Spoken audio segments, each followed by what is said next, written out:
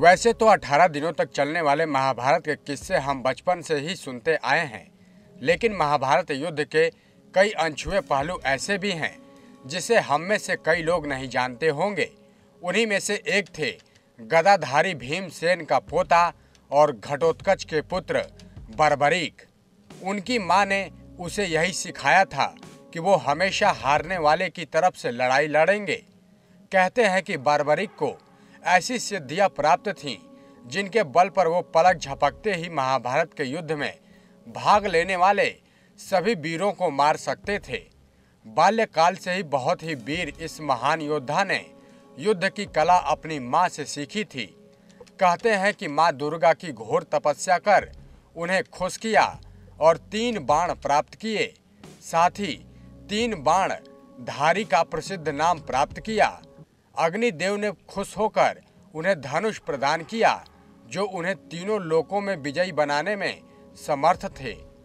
जब महाभारत युद्ध की शुरुआत होने वाली थी तो वो भी उसमें शामिल होना चाहते थे। अपनी इसी इच्छा को लेकर वो अपनी माँ से आशीर्वाद लेने गए। तभी उनके माँ ने उन्हें कमजोर पक्ष की तरफ से लड़ने का वचन लिया और बर्बरीक ने अपनी माँ को वचन दिया कि वो कमजोर पक्ष की तरफ से लड़ाई लड़ेंगे। अपनी माँ से मिलने के बाद वो युद्ध क्षेत्र की तरफ चल पड़े।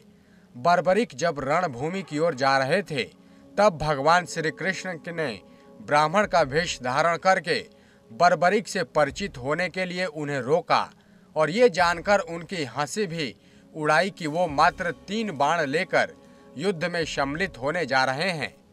ऐसा सुनकर बर्बरीक ने उत्तर दिया कि मेरे मात्र 1 बाण ही शत्रु को परास्त करने के लिए पर्याप्त है। उनके ये 3 बाण तीनों लोगों को तबाह कर सकते थे। तभी श्री कृष्ण ने बर्बरीक से कहा कि पहले वो पीपल के पेड़ पर लगे सारे पत्तों को अपने बाण से छेद करके दिखाए।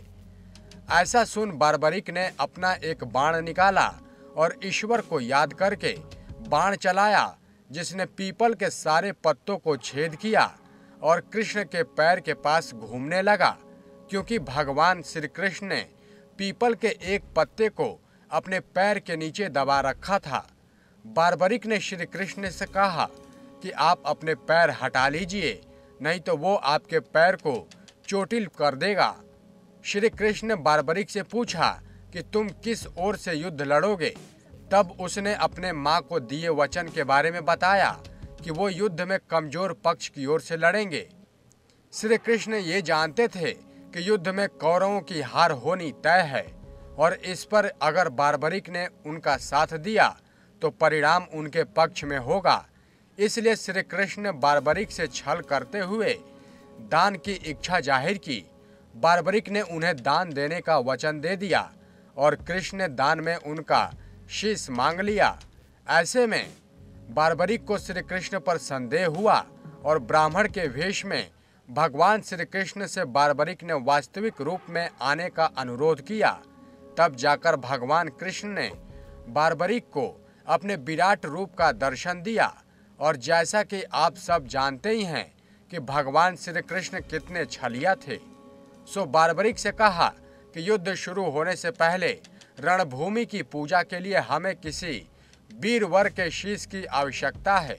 अपना वचन निभाते हुए बर्बरीक श्री कृष्ण को अपना शीश यानी कि अपना सर देने को तैयार हो गए। लेकिन बर्बरीक ने कृष्ण से अनुरोध किया कि वो महाभारत का पूरा युद्ध देखना चाहता है, जिसे भगवान श्री कृष्ण ने स्वीकार कर लिया। आपको बता दें कि फागुन माह की द्वादशी को उन्होंने अपने शीश का दान दिया। बर्बरीक के शीश को युद्ध भूमि के समीप ही एक गाड़ी पर सुशोभित किया गया, जहां से बर्बरीक पूरे युद्ध को देख सकते थे। उसके साहस ने खुद भगवान कृष्ण को भी प्रभावित किया था। श्री कृष्ण ने उसे खाटू नाम के स्थान पर स्थापित किया और बर्बरीक को श्याम नाम भी दिया। आमतौर पर बर्बरीक को खाटू श्याम बाबा खाटू के नाम से भी जाना जाता है। हजारों की संख्या में लोग इस मंदिर में आकर दर्शन भी करते हैं। रविवार और एकादशी के दिन भक्तों की भीड़ और भी ज्यादा होती है। नेक्स्ट 9 स्पिरिचुअल से विनीत राय की रिपोर्ट।